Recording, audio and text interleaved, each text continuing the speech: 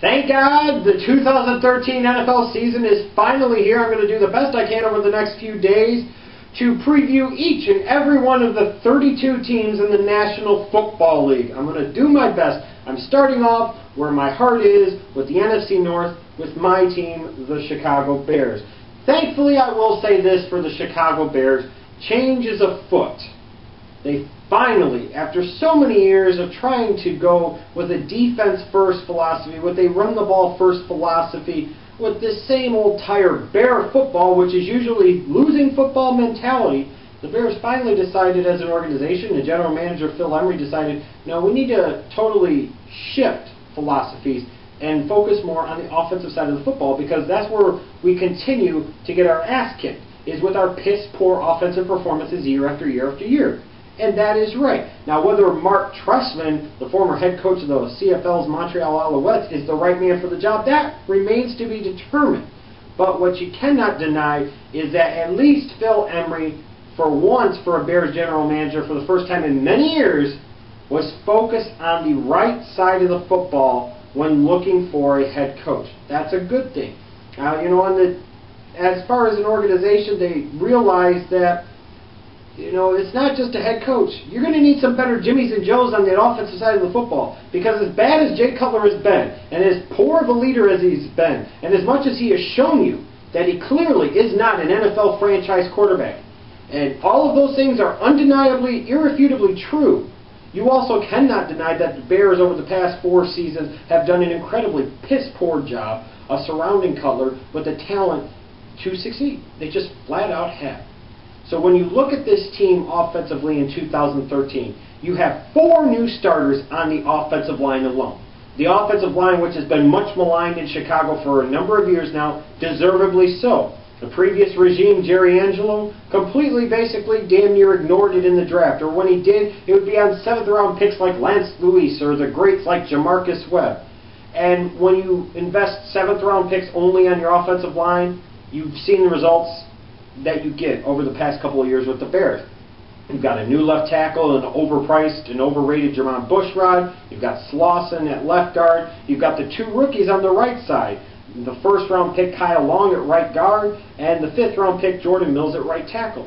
So usually you would say, offensively, if you have 4 new starters on your offensive line, that might not be a good thing. And it very well may not be in 2013 for the Bears. It may take time for them to gel together. It might take time for them to develop as a unit. However, based off of the performance of the Bears' offensive line in the past couple of years, in particular in pass protection, it really doesn't matter. It couldn't get any worse, so it only had one way to go, and that was up. The Bears also signed Martellus Bennett in the offseason, so they desperately needed a tight end after the dumb dick trade a couple of years ago, getting rid of Greg Olsen for a 3rd-round pick.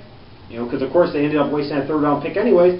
They decided to plug that void at tight end in Martellus Bennett.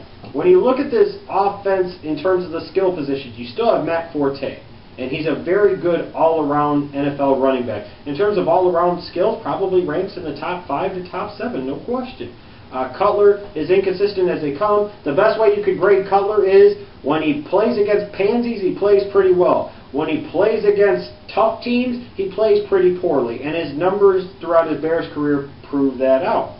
The receiving core, you've got Brandon Marshall and a bunch of unproven guys like Alshon Jeffrey and Marcus Wilson. Are they going to have a number 2 wide receiver step up and clearly establish himself as a true complement to Brandon Marshall? When you look at the Bears from the tight end position, they really only have Martellus Bennett, and that's it. That's it. They really don't have anything else. Are they going to find somebody else to step in as a number 2 tight end that can add yet another weapon in that offensive arsenal for Jay Cutler to throw to? The bottom line is, Jay Cutler is a free agent after this season. This is Jay Cutler's time once and for all to prove, if he even can, that he could be the man in Chicago. The Bears have done an okay job of surrounding him with talent, but this offense is far from being explosive. Don't let any morons in the media tell you it is. It is far from being an elite offensive unit. So it is going to be incumbent upon Cutler to get the most out of this unit that he possibly can. On the defensive side of the football, Brian Urlacher retired after 13 years being the unquestioned face of the Bears franchise. And it's a sad time. It really is, because when you think about it, he was not only the face of the Bears franchise, he was the face of the NFL for over a decade, and he leaves a definite void in that defense. Now, what I will say is that Urlacher, over the past 2 to 3 years, had started to become, especially in last year's case, he really was a shell of his former self. Kind of like Ray Lewis had become the past couple of seasons in Baltimore. They were getting by on name and reputation more than actual production and performance. They just were not nearly the Hall of Fame players that they once were. Now, with Urlacher leaving, you still have 5, count them 5, defensive starters on this football team that are going to be ages 30 or more by the end of the 2013 season. Now, you might say, well, that means this is a defense that's primed and da-da-da. But this is a defense that, again, just like Cutler on the offensive side of the football, does really well against crappy teams and at times does very, very poorly against good teams. And they're not getting any younger. And they're playing a scheme that, frankly, in the cover 2 is kind of outdated. The Bears are the only organization in NFL history, to the best of my knowledge, that have never at any point in time run a 3-4 defense. The Bears continue now to cling to this cover 2 philosophy that Lovie Smith instituted. Part of the reason you fired Lovie Smith was his failure against Green Bay over the past 4 seasons, going 1-8. The inability of that defense to play big at big times against good teams. And you're going to keep running that same scheme with older players now. With older players like Julius Peppers and James Anderson and Lance Briggs and Peanut Tillman and Tim Jennings. 5 guys that are already either 30 or older are going to be at least 30 years of age by the end of the season. That's not good. That means the window of opportunity is very small. The window of opportunity is right here and now in 2013 for this Bears team to win. Otherwise, they are going to have to undergo, whether that organization and its fan base wants to admit it or not, a drastic, dramatic, complete, and total rebuilding operation. They really will. Now, you have some young players on that defensive side of the ball as well that are going to be looked at to really step up and contribute big in 2013, most notably the second-round pick, Jon Bostic. He's got some really big shoes to fill in taking Brian Urlacher's place. It's hard to replace a Hall of Famer. It really is. So be very curious to see. Bostic has a good combination of size and speed and explosiveness and athleticism, but he hasn't yet shown me the ability to be a consistent every-down player. He shows flashes, but flashes will only get you so far. You have to be consistent and do some of those small things to make you a great Bears middle linebacker. The Bears also are going to be looking to people like Corey Wooten, who I think could have a breakout season as the defensive end opposite Julius Peppers. They're going to be looking at first round and so far bust, in my opinion, in Shea McClellan, a guy who has proven to me to be nothing more than a situational pass rusher who's not even good in the one thing he's supposed to be good at, is being a situational pass rusher. This is a Bears team overall that is very much, to me, in a now or never type of scenario.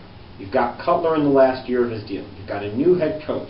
Usually a new head coach eventually means a new quarterback. You've got an aging defense that hasn't won a world championship. You've got guys like Peppers and Tillman and Briggs that are getting close to the end of the road, whether people want to admit it or not. The Bears are going to have to win, and win now. Otherwise, I'm going to wonder why they didn't start the rebuilding here in 2013.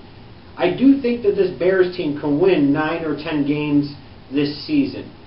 To me, I don't think they're better than Green Bay, but I do have some hope in the fact that the last 6, count them 6, Bears head coaches, going all the way back to Jack freaking Pardee in the mid-70s, have beaten the Packers at least once in their first season as Bears head coach. And the last 2, being Lovie Smith and Dick Jauron, beat the Packers in their first year at Green Bay. When I look at the Bears, Week 1 against Cincinnati, that's a matchup to watch because I'm going to be curious to see how the Bears offense looks against a very good Cincinnati defense. And I'm going to be curious to see how the Bears in general play against what I think is one of the real creme de la creme teams in the AFC, and the Bengals. But ultimately, this whole season, everything for the Chicago Bears comes down to this. You fired Lovie Smith because he couldn't beat Green Bay. Green Bay is clearly the class of this division. And until you can beat Green Bay, all you're doing is dinking and dunking, and you're not actually really a contender. The Chicago Bears in Week 9 on Monday Night Football go to Lambeau Field, and they have a chance to really establish themselves as a team that can beat a really good team, that can go on the road and beat a really good team. The Bears must beat the Green Bay Packers in Week number 9 at Lambeau Field if they have any real aspirations of winning that division at all, and frankly, if they have any real aspirations of even making the playoffs. The Bears have to show that they could beat a team like the Packers that in the past couple of years they haven't been able to keep up with offensively, and defensively they haven't been able to match up with.